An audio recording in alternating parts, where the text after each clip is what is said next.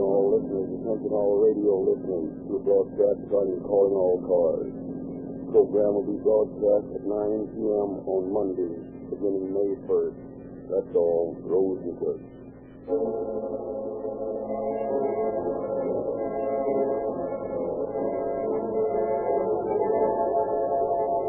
Calling All Cars, a copyrighted program created by Rio Grande. Ontario County Sheriff's Office calling all cars. Attention all cars, broadcast 281 regarding a murder. Be on the lookout for 3 Filipinos. These men shot and killed a man near El Centro, this state. No description of suspect. That's all. Rosenquist.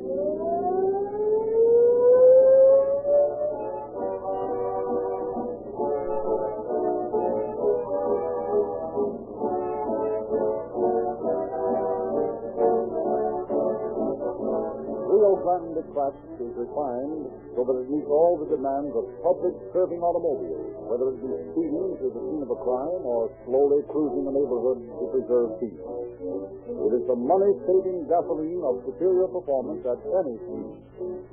When I point out that Rio Grande Craft powers more police cars, fire engines, ambulances, and other emergency equipment wherever it is sold in any other brand, I always remind you that this great gasoline has a quicker start, appreciated by fast and slow drivers alike, that Rio Grande Craft accelerates more smoothly, provides more power and miles per gallon, regardless of the rate of speed. So, come on, join the army of motorists who are getting the most out of their cars at the least cost with police car performance Rio Grande Craft, the most highly recommended gasoline sold in the West.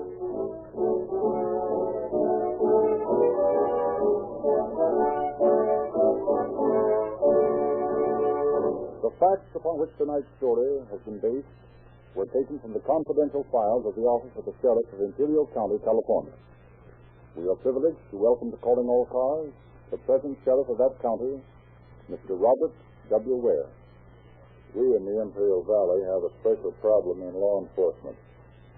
Geographically, we are so situated that we get more than our share of transient labor, and a large part of this labor is foreign-born or of foreign extraction.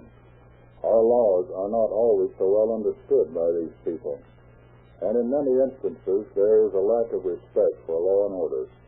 Irrespective of the difficulty of our task, we spare no effort to emphasize the losing nature of crime of any sort.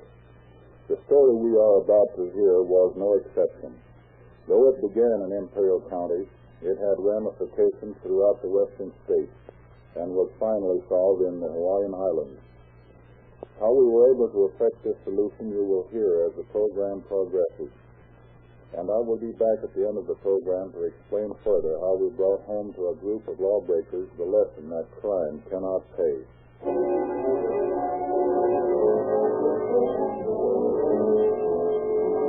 A late afternoon breeze was beginning to relieve the sultriness that hung over the little town of Calapacia in Imperial County, California. Constable E.H. Thetford sat before a desk in the sheriff's substation, checking a piece of report that lay face up beneath a wall calendar on which was printed the date November 19, 1932. Suddenly, Thetford became aware that he was not alone in the office, and looked up to see a Mexican ranch hand standing just inside the doorway, uneasily twisting his hat with nervous fingers. What's the matter, buddy? Want to see me about something? Si, senor. I'm finding a man lying down in the road. Think I better come here and tell you. A man lying in the road? Where? Oh, true. Maybe 3 miles from here. It's a dirt road, not much cars. This man, I think he's pretty sick. He might be dead. Who is he? Anyone you know? No, he's a dark man. It's what you call a Hindu. I think maybe he's dead. That's no go coarse enough to look good, though. Why not? His life is still. He's making me have fear. All right. Wait a minute while I put through a phone call. Then we'll drive out and have a look at this fellow. Put me through to Sheriff George Campbell's office in El Centro, will you please, operator? See here, buddy. This better not be a cock and bull story you're telling me, because if it is, County Sheriff's Office. Oh, Sheriff Campbell? No, he isn't in this town. This is Under Sheriff Rodney Clark. Oh, hello, Clark. This is Thetford up at Calapacia. Oh, yes, that's right. There's a Mexican here in the office who has just found a man's body lying in the road near town. He says he thinks the man's a Hindu. I thought maybe you might want to send somebody up here or come up yourself. No details yet, huh? No? I'm picking up Deputy Sheriff Ike Holmes right away. We're driving out with this Mexican to see what we can learn. Okay, Bedford. You go ahead and investigate. I'll probably be up there by the time you get back. Right. All right, buddy. Let's go take a look at your dead man.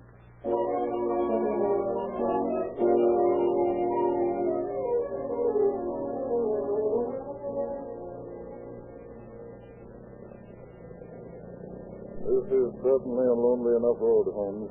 Not much more than a wagon trail. Yeah, that's what makes me think this Mexican might have really stumbled onto something. So, how much farther is it, buddy? It's just a little way now. You see those bush where the road turns? Yeah? I found this man lying down in the road just around that turn. Then we'll know in a minute, Bedford. Uh-huh. I'll slow down a little so we won't run over him if he's still there. This is the turn. Just a little bit more. There you see he's still lying in the road. By George, that's right. Yeah, I know this fellow. It's Sham Singh. He and another Hindu own a ranch not far from here. Looks like he's been shot. Yeah. As far as I can make out, he's still alive.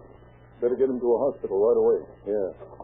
I'll give you a hand and we'll get him into the car. Okay. I'm going to stick to this man like a leech, Bedford. If he regains consciousness and we can get him to talk, we'll be able to clean up this case in no time.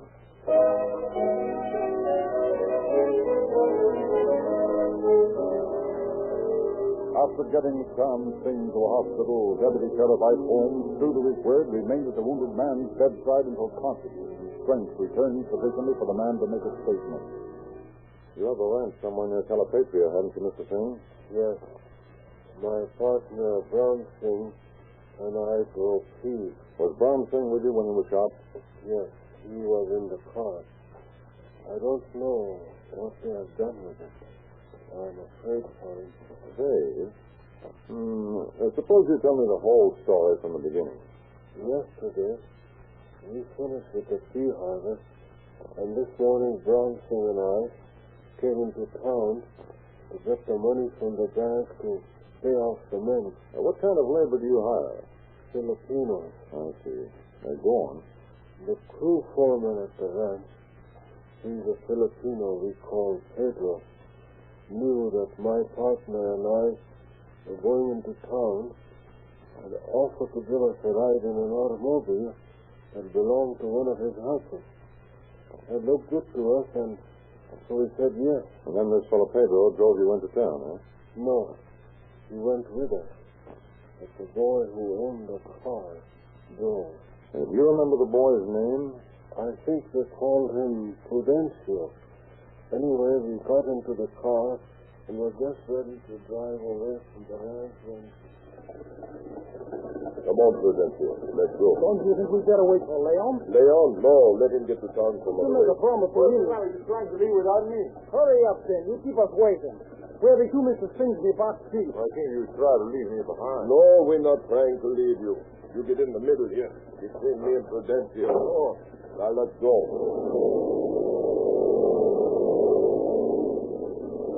You can't this box get in the way, Mr. Sings? No, not at all. We are very comfortable.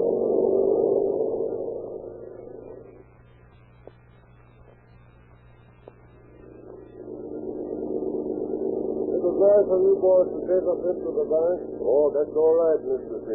We'll be back at the ranch in a few minutes. I want you to figure out how much money you owe to Hans Pedro. I'm going to pay off this afternoon. I already figured it out, Mr. C. Good. I have it here in this little book. 26 boys working. Each boy make 1 cent a pound. And they think 1 cent a pound? No one said these boys would get 1 cent a pound. Oh, yes. You told me I should tell the boys that they make 1 cent a pound. Yes, Mr. C. Pedro say 1 cent a pound. That's impossible. If I pay you so much, I make nothing. We don't know nothing about that. I figured the price like I tell you and you pay. Not one pea rancher in the valley could pay you like that. The market price of peas is very bad this year, awful bad. Just the same, I tell my Filipino boys what they make for picking, and they're going to get it. You can't cheat us, Mr. Singh. But I didn't tell you to make any such price. Didn't I tell you, Prudencio, that Mr. Singh say 1 cent a pound? Yes. That's what you tell me too, Prudencio. Say, You're going past the ranch. Where are you taking us? We want to talk to you about what you owe us before we go back. So we take you up a little road we know, where it's quiet. You take us back to the ranch, or else you stop the car and let us out. Not until we fix this thing up, Mr. Fish. If you don't stop the car, I'll make you stop it. Oh, no, you better be quiet and not drive through nothing. I'll show you that I mean what I say. Somebody's going to shoot him. Go, you with me. You have the gun. We'll shoot him. No. Open the door of the car. Go ahead out of the car.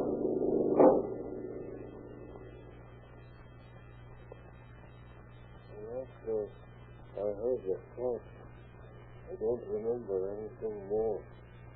I guess they threw me out of the car. And you have no idea where they took your partner? No. And I'm very much afraid for him. You see, he had in his pocket the $600 bill we drew at the bank. $600 in cash, yeah? About what time would you say all this happened? I think about 11 o'clock this morning. The bank closes at noon on Saturday, and we wanted to be in plenty of time to get the money. Yes, of course. Now, just one more question, Mr. Singh. Do you know what kind of a car these three Filipinos were driving? Pedro called it an Auburn. It's the kind that is all closed in. Oh, yes, an Auburn sedan. Well, I'll leave you to get some rest now, and we'll start looking for your partner right away.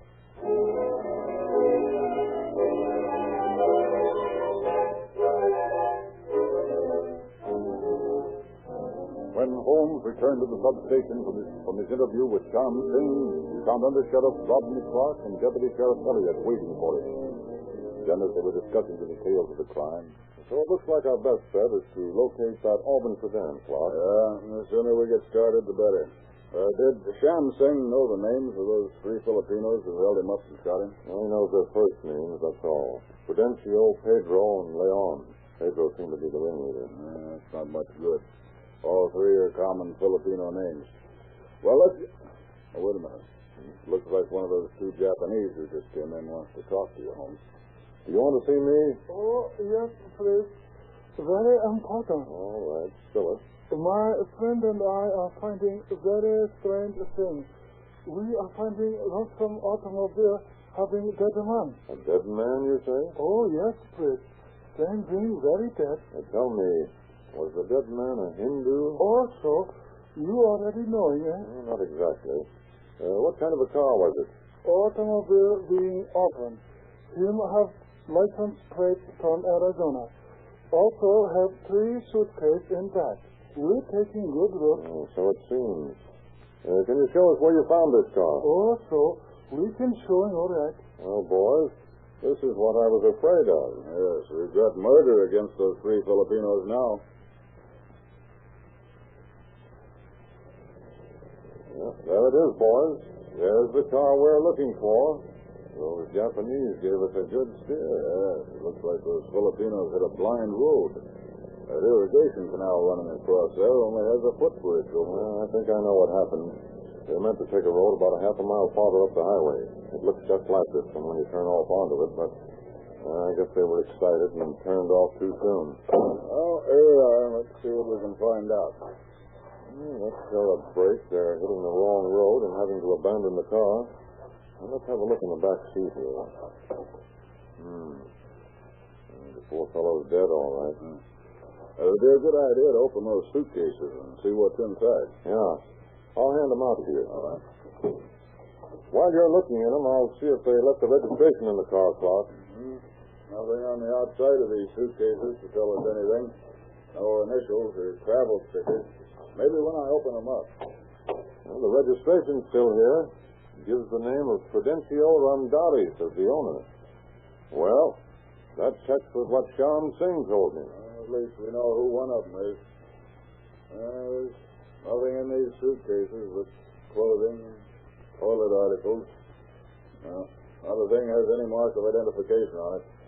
I'm afraid we won't get any clues from these. The only thing I can see to do is go across that footbridge over the irrigation canal and see if we can pick up their tracks on the other side.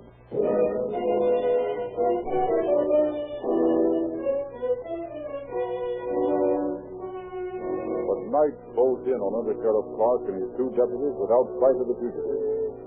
Temporarily defeated, they turned back to town, taking the murder car with them, and Kenholm returning in the early morning with horses to continue the manhunt. And then on their arrival at the Calipatria substation, an old prospector came forward to meet them. Howdy, gentlemen. I'm coming to town here less than an hour ago to get some supplies, and the first thing I heard about was this here murder. Yes, you don't happen to know anything about it, do you? Well, not about the murder, no. But I think I know something about where the fellows is that done it. Oh, fine. Let's have it. Where are they? I come into town from the Chocolate Mountains, using the old Beals Well Road. Just where the trail hits the range, I seen 3 pair of footprints. I reckon they was made by the men you were looking for. Great Scott. Why, it doesn't seem possible they could have gotten that far on foot, even with a 5-hour start. Just the same, that's where I seen them prints. Looks like they might be making for Palo Verde over on the Colorado River. But you didn't see anything of the men themselves? Nope, just the tracks while I was driving along. You're absolutely sure of what you saw? Sure. I ain't so old, my eyes has gone sour on me. I know what I seen. Hardly anyone ever travels that road, Clark. It's 60 miles long from Nyland on this edge to Palo Verde on the Arizona line. And only one water hole along the road. And there's a mighty slim chance that they're picking up a ride, huh? Practically no chance at all. And this is our chance, boys. We're driving into Palo Verde along the Beals Well Road tonight. I'll split the reward with you.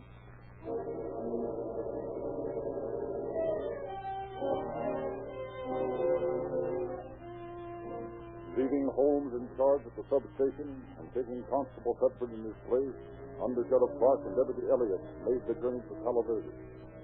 It was midnight when they reached their destination, for they had encountered no sign of the fugitives. Meanwhile, Clark contacted the Mexican passport photographer and obtained a print of every Filipino he had photographed for passport purposes. Clark and Thetford then presented the handful of photographs to Tom Singh at the county hospital. Mr. Singh, we have reason to believe that the men who attacked you and killed your partner have their pictures among this group. Would you mind looking through them and see if you can identify any of the lot? Sure. I would know these men in an instant. Yeah. There's one of them. Let me see. Not this one. Not this. Not this. Here's another. Let me look for more. Here, let me find the rest of these out for you so you can see them easier. There now. No, we have them all. That man is the third. You're sure of these identifications, Mr. Singh? I'm positive. Well, Thetford, they all agree on the same men. Yeah. This is the one who drove. The one they call Prudencio. Yes, we know. Prudencio Rondares. We found his name on the car registration. And this one is Pedro. Gives his name as Gavino Manzano here, but we'll soon check up on that. He was the bad one. The one who had the gun. The other is the one they call Leon. It gives his name here as Ponce de Leon Rengor. Anyway, we know the men we want now, and thank you very much for your cooperation, Mr. Singh.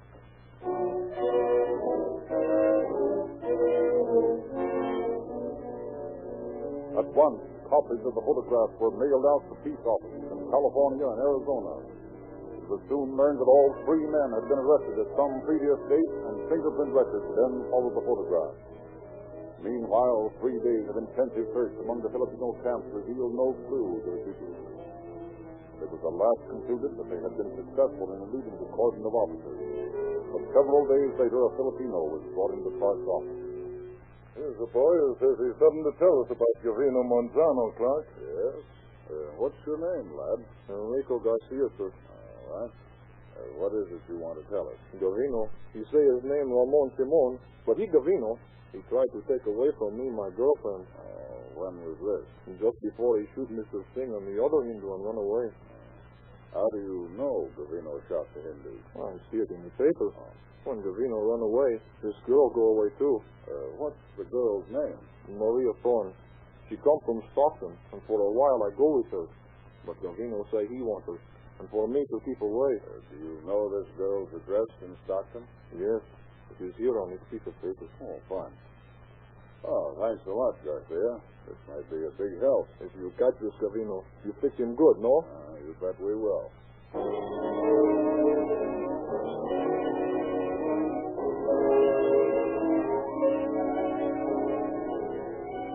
But nearly 2 months went by, and the fugitives remained at large.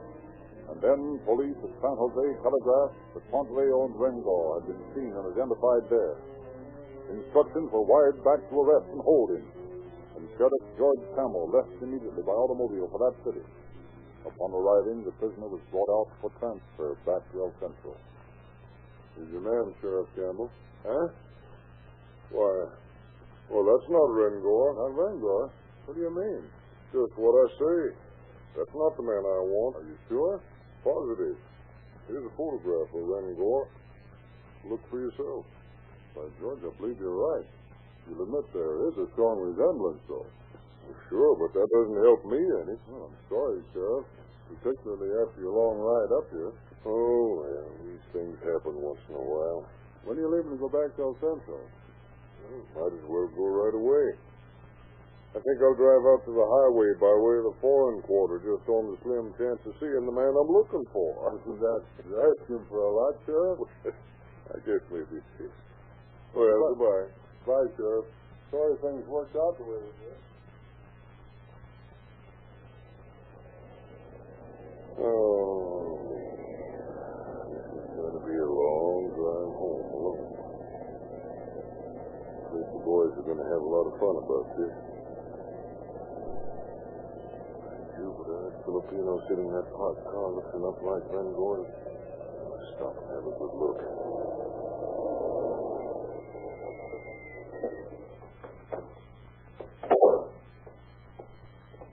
Say, young fella. I think you're the man a friend of mine spoke to me about. Me? Why should somebody speak to you about me? Well, I'll tell you. He thought maybe I could use you. Huh? Hold out your arms a minute so I can see how strong you are. No, in front of you. Well, what's the idea? Well, why do you want to put these handcuffs on me? I think you know why without me telling you, Rengor. Now walk on over here to my car and don't give me any trouble. You made a big mistake, senor. Oh, no, I haven't. What is it you're arresting me for? For murder. Murder? Murder of Ram Singh. But that didn't kill him with Scavino Manzano. Oh. But you admit that you were with Manzano at the time of the killing, do you? Well, yes, but Scavino, he did the shooting. How'd you fellas get away? So Scavino beat on boys, beat us on a rack for 2 days.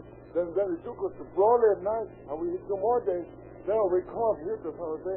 What happened to Manzano and Rondelli? I don't know. They went away right after we got here. You don't know where they went, eh? No. Well, maybe you do and maybe you don't.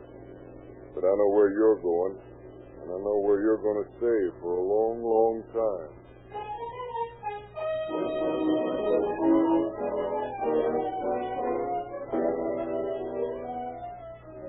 Following the arrest and confession of Rengor came a sudden switch in the search for one of the remaining 2 fugitives.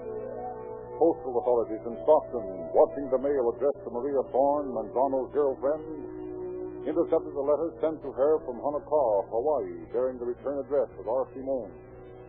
All information concerning Manzano was immediately dispatched to Sheriff Henry K. Martin of Hawaii County, Hawaii, who in turn gave it to Deputy Sheriff William J. Richard of Hamakua County, in which the town of Honokawa is located. Deputy Rickard acted on the information at once, and within 48 hours had discovered Manzano working in a laundry under the name of Simone. Quietly and skillfully he made the arrest, and Manzano, like Rengor, was unaware that he was in custody until the handcuffs were on his wrists. Placed in jail in Hilo, Manzano was then confronted by Rickard and Sheriff Martin. Well, Manzano, what have you got to say for yourself? I don't know what you mean. Ah, yes, you do. What have you got to say about that murder back in the States? You talk like you think I did it. Well, I didn't. You were there, weren't you? Then who did it? The 2 Filipino boys who were with me. They got mad at the Hindus because they thought they didn't give them enough pay. So they shoot them both. But you didn't have anything to do with that. Is that it? No. I tried to save the Hindus and knock the gun out of my friend's hand, but it was too late. Now, you don't expect us to believe that, do you? I don't care whether you do or not. How did you manage to get away from the California officers that were looking for you? I hire a friend to take me to San Diego after I go to a part of El Centro by walking. Then I went to Seattle by bus. Then in December I come to Honolulu on boat from Vancouver. Pretty soon I come to Anacar and work in laundry. Then I am arrested. Just why did you come to the island? Because I have brother and some cousins here. Because I want to get away from police in Imperial Valley. That's what I thought. Well, I found out that your brother and your cousins would rather not have you here. They're afraid of you. Sure they're afraid of me. Why? I didn't find you so tough when I arrested you. No, that's because you take me by surprise, but you wait and see. Wait for what? It's too late for you to do anything now, Manzano. You think so, eh? Then listen. They'll never take me to the United States alive, do you hear? Never, never, never!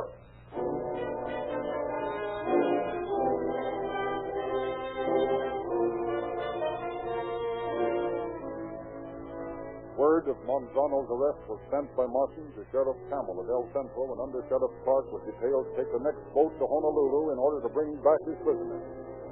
But before the ship was 4 days at sea, Manzano had broken jail during the early morning hours of February 21st under the protection of a downpour of rain, and disappeared into the island's dense morass of vegetation.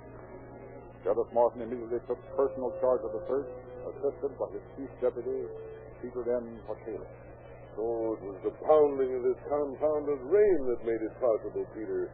How could anyone hear him sawing away in this downpour? It's just one of those things, Sheriff. He's been in jail just 3 weeks, and under our very noses he made a saw blade out of a flat bucket handle. Well, we got to get him again, that's all. You bet we've got to get him again. He's only been free a little while. We throw a cordon of motorcycle policemen around Hilo, say around a territory 6 miles square, we ought to have him, sure. Sounds a very good idea to me. All right, then give orders to have this done right away. Then have as many police as can be spared search the territory between the lines. Won't be much chance of finding tracks, though. This rain will have washed them all out. I'll give orders at once, Sheriff.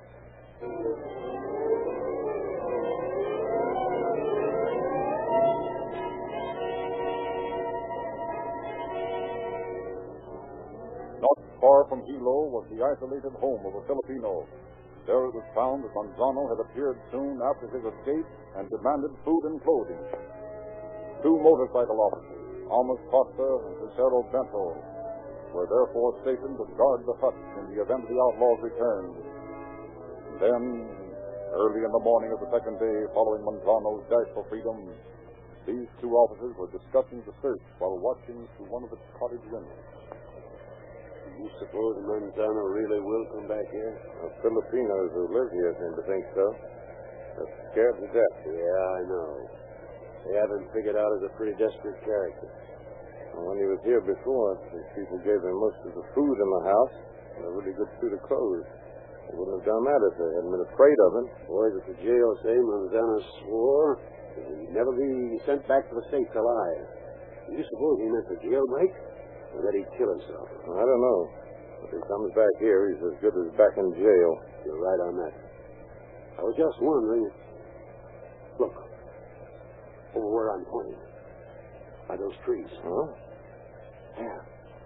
Yeah, I see him. Manzano, all right. Naked as the day he was born. Tore his clothes off getting through that jungle, I guess. See there? He's looking around. Trying to figure out if it's safe to try for the house. Now he's coming this way. We'd better be quiet, so there's no chance of his hearing us. He stopped again. Suppose he heard us? No. He's making for the door again. Come on. Let's get out of sight and wait. He must be just outside the door.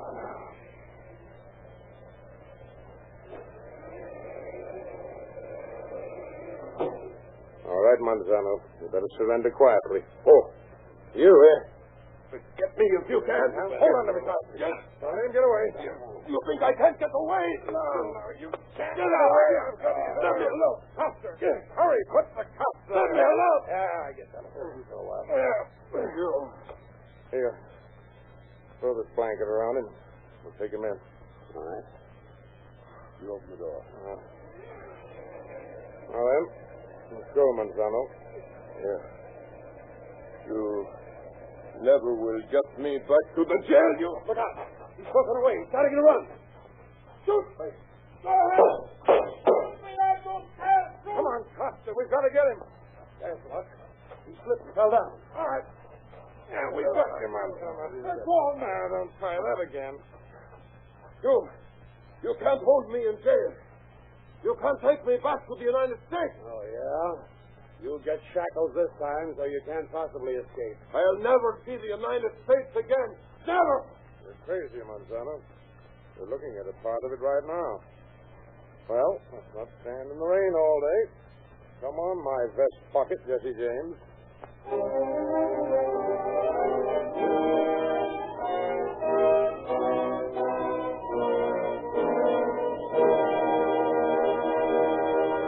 In just a moment, Sheriff Ware will conclude our program. If something went wrong to mar your motor trip over the weekend, make certain the next one is automotively perfect. Be sure the moving parts of your motor are protected by Reolube, and keep the parts moving smoothly, powerfully, and economically with Rio Grande Craft, the police car performance motor fuel that is preferred by those who drive the most, who know the most about gasoline. And now, Sheriff Ware. Manzano was returned to California despite his vehement statements to the contrary. He was brought to trial and implicated by Rengor, who had been sentenced previously. Ronderis was arrested by the Santa Clara Sheriff's Office in 1937. He and Manzano were found guilty and sentenced to study for the remainder of their lives the lesson that crime of any sort cannot pay. Thank you, Sheriff Ware.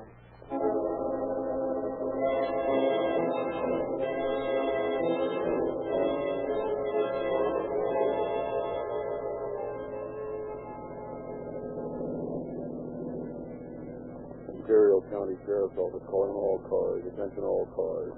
The cancellation of broadcast 281 regarding a murder. Suspects in this case are now in custody. That's all. Road and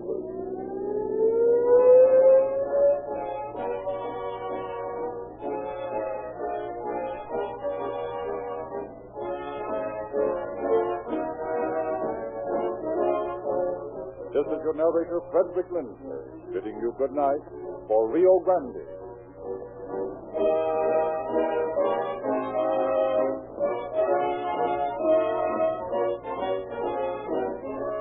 Remember, 1 week from tomorrow night, Monday, May 1st at 9 o'clock, Rio Grande will present The Case of the Bitter Wine. This is the Columbia Broadcasting System.